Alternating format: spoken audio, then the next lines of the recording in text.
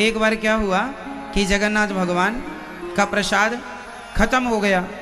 तभी ब्रह्मा जी आए और ब्रह्मा जी ने कहा भाई कुछ प्रसाद बचा हो तो दो। बोले प्रसाद तो बम हो गया, बम। माँ लोग बच्चों को कैसे कहते, बम बम हो गया, खत्म हो गया। अरे कोई थोड़ा बहुत तो बचा होगा। बोले हाँ, वो कुत्ता चाट रहा है पत्तल, उसमें कुछ चावल के दाने हैं। कुत्ता पत्तल चाट रहा है, उसमें कुछ बचा हुआ है, जल्दी जाओ तो मिल जाएगा। ब्रह्मा जी दौड़े और कुत्ता चाट रहा था तो कुत्ते ने मुंह उठा के देखा ये कौन आ गया, पर कुत्ता चाटने में लगा। ब्रह्मा जी भी लेट गए, यदि उठाते तो भौंकता। तो ब्रह्मा जी लेट गए और ब्रह्मा जी भी लेट कर चाटने लगे पत्तल को। तो एकादशी महारानी को हंसी आ गई, वाह रे ब्रह्मा, इतने बड़े ब्रह्मा हो, कुत्ते के संग खा रहे हो। इतने बड़े ब्रह्मा किसके संग खा रहे हैं, कुत्ते की पत्तल चाट रहे हैं। एकादशी हंस पड़ी, वाह ब्रह्मा, आज एकादशी और एकादशी के दिन आपने कुत्ते की पत्तल में चावल चाटा। ब्रह्मा जी ने कहा अरे देवी, यह जगन्नाथ जी का प्रसाद है। और जब ब्रह्मा जी ने उस प्रसाद के लिए इतनी श्रद्धा दिखाई कि उन्होंने उस पत्तल को भी चाटा जो कुत्ता चाट रहा था, कि प्रसाद मिल जाए, बस प्रसाद की महिमा को बढ़ाया। तब स्वयं जगन्नाथ जी प्रकट हो गए। वाह ब्रह्मा जी, हम आपकी इस प्रसाद भक्ति से प्रसन्न हुए और आपको टोका है एकादशी ने। तब भगवान ने एकादशी के पांव पकड़ के उल्टा लटका दिया। आज से तुम यहाँ मंदिर के बगल में रहोगी। और सुनो, जगत में एकादशी काम करेगी, पर ये जगन्नाथपुरी है, यहाँ एकादशी करने का पुण्य सबको मिलेगा, पर यहाँ करेगा कोई नहीं, क्योंकि एकादशी के दिन भी चावल खाना है, क्योंकि प्रसाद वही है। तो जगन्नाथपुरी में आप एकादशी के दिन चावल खाएं तो भी चावल खाने का कोई पाप नहीं है, बल्कि उसका पुण्य मिलेगा एकादशी व्रत करने का, क्योंकि एकादशी उल्टी भगवान ने कहा यहाँ तुम्हारा कोई रोल काल नहीं है, यहाँ केवल जगन्नाथ जी का प्रसाद है। इसलिए एकादशी के दिन आपको चावल नहीं खाना चाहिए घर में, पर जगन्नाथपुरी के लिए मना ही नहीं है। वो धाम की महिमा है, एक स्थान की महिमा है। अच्छा, जगन्नाथ धाम कितना दूर तक है, कैसे पता लगेगा कि अब ये धाम है? कहते हैं जगन्नाथ भगवान के मंदिर का जो ध्वजा है, ध्वज झंडा, जहां से वो झंडा दिख जाए वह जगन्नाथपुरी की भूमि मानी जाएगी। वो शुरू है, वो धाम है जहां से झंडे का दर्शन हो रहा है। चाहे वो 10 किलोमीटर दूर से हो, चाहे वो 20 किलोमीटर दूर से हो, जहां से आपको मंदिर का ध्वज दिखाई पड़ जाए, समझ लेना कि वो भूमि पुरी की भूमि है, वो जगन्नाथ भगवान की भूमि है। वहां से एकादशी का दोष नहीं है, और नहीं दिखा तो वहां से फिर एकादशी का व्रत का नियम फॉलो करना पड़ेगा। अब जैसे बद्रीनाथ जी, वहां भी एकादशी उल्टी है, मतलब एकादशी का वहां भी कोई, एकादशी के दिन वहां अन्न खाते हैं लोग। तो वहां केवल 2 जगह है हमारे देश में, एक जगन्नाथपुरी और दूसरा बद्रीनाथ जी, जहां एकादशी का कोई, एकादशी के दिन भी आप खाएं तो एकादशी करने का व्रत आप पुण्य मिलेगा, केवल 2 जगह। बाकी सब जगह आपको एकादशी का नियम फॉलो करना पड़ा। ये तो धाम की महिमा है, इसलिए थोड़ा सा समय। अब देखो आप कितने लोग हैं जो जगन्नाथपुरी गए हैं, दर्शन किया है, लेकिन आपको पता नहीं ना वहां की महिमा। जगन्नाथपुरी में जगन्नाथ भगवान कौन है? जगन्नाथ भगवान कौन है? ये क्या महिमा है इनकी? क्यों उन्हें जगन्नाथ कहते हैं? जगन्नाथ का अर्थ होता है जगत के नाथ। जिनके नाथ जगन्नाथ हैं वह कोई अनाथ नहीं हो सकता। कोई ये ना कहे कभी कि मैं अनाथ हूं, तुम अनाथ नहीं हो, तुम्हारे नाथ जगन्नाथ। तो नाथों के नाथ जगन्नाथ। ये धाम पूर्व में है, समुद्र का किनारा है। जगन्नाथ भगवान की महिमा क्या बताएं हम आपको। वहां पर 3 हैं, बलभद्र, सुभद्रा, मां सुभद्रा और जगन्नाथ जी। ये देखो जो सफेद कलर के हैं वो कौन है, जल्दी से बताओ। टीवी पर देखो, टीवी पर दिख रहे हैं ना, देखो जो सफेद कलर के हैं वो कौन है, जोर से जो, हाँ, और जो बीच में जो सफेद कलर के हैं वह है भगवान बलराम जी, बलदाऊ भैया, शंकरषण भगवान। और बीच में कौन है, माता सुभद्रा। और इस तरफ सांवले कौन है, बोलो मेरी माँ। आप में से कितने लोग जगन्नाथपुरी गए हैं? अरे सब गए, अच्छा। आपने कभी विचार देखा है, जगन्नाथपुरी में मंदिर के ठीक मंदिर मतलब जहां से भगवान का दर्शन होता है, वहीं भगवान के ठीक सामने गरुड़ स्तंभ है, ध्यान दिया? गरुड़ स्तंभ के ठीक सामने, जगन्नाथ भगवान के सामने गरुड़ स्तंभ है और गरुड़ स्तंभ के सामने एक बड़ा सा दरवाजा है, मतलब जगन्नाथ भगवान के ठीक सामने बड़ा सा दरवाजा है। आपने कभी ध्यान से देखा होगा, आप बीच में खड़े हो जाएं मंदिर के तो आपको जगन्नाथ भगवान का दर्शन नहीं होगा। कभी जगन्नाथपुरी जाएंगे और दूर गरुड़ स्तंभ के पास से जगन्नाथ जी को देखेंगे तो बीच से भगवान नजर नहीं आएंगे जब तक आप किनारे नहीं होंगे। एक किनारा पकड़ेंगे, ऐसे करना पड़ता है, तब झांक के दिखते हैं, झांकने से जगन्नाथ जी दिखते हैं। फ्रंट में तो माता सुभद्रा बैठी है, फ्रंट में वही दिखती हैं। और जगन्नाथ जी को देखना हो तो थोड़ा किनारा पकड़ना पड़ता है। इसका अर्थ क्या है? अर्थ यही है कि जैसे भगवान का दर्शन करना है उसे किनारा पकड़ना ही पड़ेगा। इसलिए बहुत चल लिया बीचों बीच, बुढ़ापा आ गया है, थोड़ा सा किनारा पकड़ लीजिए। मन अपना संसार से किनारे कर लीजिए, मन को कहाँ कर लीजिए, किनारे, किनारे पर ले जाइए।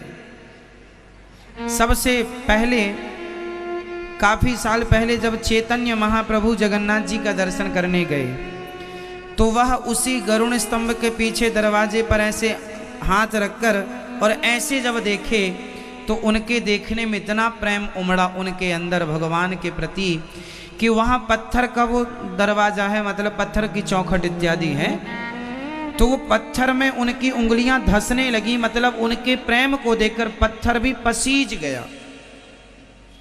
आज भी चैतन्य महाप्रभु की उंगलियों के निशान वहां पर हैं, आज भी ये दास ने दर्शन किया। जिस पत्थर पर खड़े थे उनके चरण चिन्ह उतर आए, आज भी उनके चरण चिन्ह मंदिर के प्रांगण में किनारे रखे जगन्नाथ भगवान के।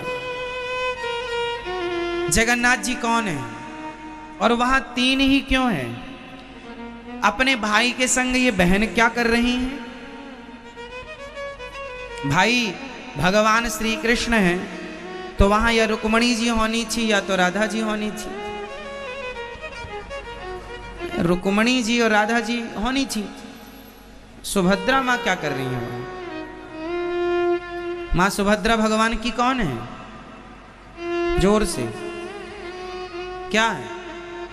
बहन है। माता देवकी की बेटी हैं, ये सबसे आखिरी में हुई थी। जब 8 बच्चे हो गए ना माता देवकी के, तब 9वीं संतान है ये माता सुभद्रा।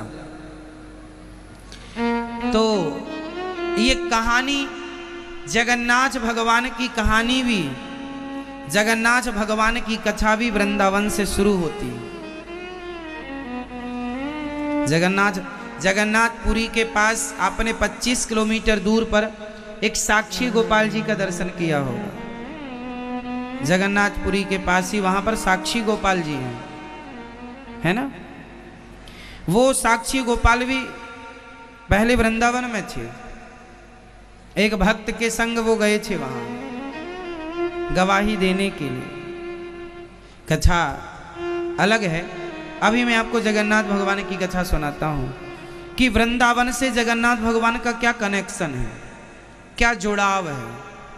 सुनिएगा, द्वारिकाधीश जी का भी कनेक्शन वृंदावन से ही है, उनकी कथा भी यहीं से है, और जगन्नाथ भगवान की कथा भी यहीं से है। और दक्षिण भारत में जो रंगनाथ भगवान है उनकी कथा अयोध्या से है। अभी जगन्नाथ जी की सुनिए। भगवान जगन्नाथ जी मतलब भगवान श्री कृष्ण, बलभद्र मतलब बलराम जी, और सुभद्रा मतलब माता सुभद्रा। समझ रहे हैं? ये घटना कब की है? जब भगवान श्री कृष्ण वृंदावन में गोपियों को छोड़कर चले गए और जाकर के जब भगवान द्वारिका के राजा हो गए, और द्वारिका में जब राजा होकर भगवान ने सुदामा से भेंट की। सुदामा से भेंट करने के बाद एक दिन भगवान का मन हुआ कि मैं अपनी गोपियों से मिलकर आऊं। कुरुक्षेत्र की यात्रा में निकले भगवान। तो भगवान, ये घटना तब की है जब भगवान को वृंदावन से गए 100 साल हो चुके थे। भगवान श्री कृष्ण को वृंदावन से गए कितने वर्ष हो चुके थे? 100 साल बाद भगवान श्री कृष्ण धरती पर 125 वर्ष तक रहे हैं अपनी लीला को करने के लिए शरीर के साथ। भगवान श्री कृष्ण कितने वर्ष तक लीला किए हैं? 125 वर्ष। और ये घटना कब की है? जब भगवान वृंदावन से, मतलब उस समय भगवान की आयु 111 वर्ष रही होगी लगभग। तो भगवान द्वारिकाधीश ने मन बनाया कि चलो हम कुरुक्षेत्र चलते हैं। उस समय, उस जमाने में कुरुक्षेत्र बड़ा तीर्थ रहा करता था। आज भी कुरुक्षेत्र तीर्थ है। तो उस जमाने में भगवान अपनी सारी पत्नियां, भगवान बोले हम जा रहे हैं, तो पत्नियां बोली हम भी चलेंगे। तो कौन कौन आया संग में? 16,108 पत्नियां आई। बाल गोपाल भी आए थे, भगवान के बेटा पोता नाते सब, पूरा परिवार। ढेर सारे रथ यात्रा चली। चलते चलते जब भगवान द्वारिकाधीश, द्वारिका से हमारे श्याम सुंदर जब वृंदावन पहुंचे, तो वृंदावन की मिट्टी ने श्याम सुंदर को मानो रोक लिया। वो आगे बढ़ ना सके। उनको वो बचपन की याद आ गई, ये तो मेरा वृंदावन है। और भगवान उतर कर इस ब्रज की भूमि पर लौटने लगे। श्याम सुंदर इस ब्रज रज में लौटने लगे कि ये मेरी वही धरती, वर्षों बाद मुझे मिला है ये अवसर। कानों कान खबर पहुंच गई गोपियों को कि श्याम सुंदर आए हैं। गोपियां इंतजार कर रही थी ना, गोविंद कब आओगे। 2 दिन का कह के गए हैं और 111 साल बाद लौटे हैं। भगवान का 2 दिन इतना बड़ा होता है, 111 साल का। गोपियां अभी रो ही रही थी, उन्हें आशा थी। कहा था ना गोपियों ने, आशा रख पगली आएंगे। तो आए, तो आए। और जब पहुंचे ना, मां यशोदा को पता चला मेरा कन्हैया आया है, मानो डूबते को तिनके का सहारा मिल गया हो। दौड़ पड़ी मां, कन्हैया मेरे लाल। आज श्याम सुंदर को देखकर मां की आंखों के आंसू रुक नहीं रहे हैं। अभी तक दुख के आंसू थे, पर आज सुख के आंसू हैं कि चलो इतने दिन बाद सही मुझे मेरे कृष्ण का दर्शन तो हुआ। इतने दिन बाद सही मेरे कन्हैया को मेरी याद तो आई। जाकर मां ने कन्हैया को गले से लगाया, गले से लगाया। मैया तो दौड़ गई, पर गोपियां नहीं गई मिलने। तुम्हारी गरज हो तो तुम आना, जैसे हम 100 साल रह गई तुम्हारे बिना, अब बचा हुआ समय और रह लेंगे। तुम ही तो कहकर गए थे कि 2 दिन में आएंगे, हमने थोड़ी कहा था कि तुम चले जाओ। तुम गए थे तो तुम ही आओ, हम गई होती तो हम आती। इसलिए गोपियां वहीं बैठी हैं जहां वो सदा बैठा करती थी। श्याम सुंदर आए हैं, ग्वाल वालों से मिले हैं, मां से मिले हैं, सबकी रहने की व्यवस्था हुई, सब एक दूसरे से भेंट करते हैं। अब श्याम सुंदर गए हैं अपनी गोपियों से मिलने के लिए। तब सबसे पहले गोपियों से मिलकर सारी गोपियों ने देखा मानो चेतना बढ़ गई हो, प्राण जा रहे थे तो जान वापस आ गई हो, ऐसा लगा। सबने दर्शन किया, सबने मन की बात कही, अपने अपना दुख सुख सुनाया। जब श्याम सुंदर अंत में श्री राधा रानी का दर्शन करने गए तो राधा रानी चुपचाप बैठी थी एक किनारे पर। श्याम सुंदर धीरे धीरे कदम बढ़ा रहे हैं श्री राधा रानी की ओर। जाकर जब सामने खड़े भये, श्याम सुंदर ने अपनी वही मुस्कान के साथ धीरे से कहा, राधा कैसी हो? श्री राधा रानी ने कोई उत्तर नहीं दिया। श्याम सुंदर ने फिर कहा, हमसे नाराज हो क्या? राधा रानी ने फिर भी कोई उत्तर नहीं दिया। भगवान ने कहा, तीसरी बात कही, राधा मैं तुम्हारा कन्हैया जिसे देखने के लिए तुम व्याकुल रहा करती थी, तुम्हारे सामने आकर खड़ा है, मुझे देखोगी नहीं? फिर भी राधा रानी ने अपनी पलकें नहीं उठाई, देखा नहीं। 3 बातें हो गईं, कोई उत्तर नहीं था। श्याम सुंदर को लगा कि राधा रानी बहुत नाराज है। कोई उत्तर नहीं मिला तो श्याम सुंदर चुप हो गए। थोड़ी देर राधा रानी चुप रही, श्याम सुंदर चुप रहे। श्याम सुंदर श्री राधा रानी को देखते रहे। राधा रानी ने पलकें नहीं उठाई, अर्थात श्याम सुंदर को देखा नहीं। झुकी पलकों से ही राधा रानी ने कहा, आ गए कन्हैया? तुम्हारे 2 दिन बीत गए, कहा था 2 दिन में आ जाऊंगा, और वैसे भी अब तुम्हें हमारी जरूरत ही क्या है? अब तुम हमारे वो कन्हैया कहाँ रहे?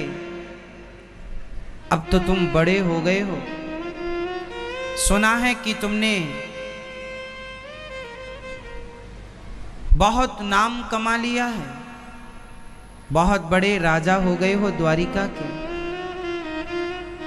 तुम्हारे साथ बड़े बड़े मंत्री संतरी बैठते हैं। सुना है कि तुमने बहुत सारे विवाह भी कर लिए हैं। अब हम अनपढ़ गंवार गांव की गोपियों की अब तुम्हें क्या आवश्यकता है? अब तो तुम द्वारिकाधीश कहलाते हो, राजा हो गए हो। हमें तो तलाश है, हमारी पलकों को तलाश है वो भोले से कन्हैया की, जो छोटा सा नटखट सा कन्हैया घर घर जाकर के ग्वाल वालों के साथ माखन चुराता था, जिसे हम सभी टुकुर टुकुर देख करके अपने हृदय की प्यास बुझाया करती थी। हमें उस कन्हैया की तलाश है, पर पता नहीं वो कन्हैया कब आएगा। जिस कन्हैया को हमने खोया है, तुम तो वो कृष्ण हो ही नहीं, क्योंकि जो कन्हैया यहां से गया था वो सिर्फ हमारा था। तुम किसी और के हो गए हो, इसलिए अब तुम हमारे नहीं रहे। श्याम सुंदर स्तब्ध रह गए, कोई उत्तर ना दिया गोविंद ने।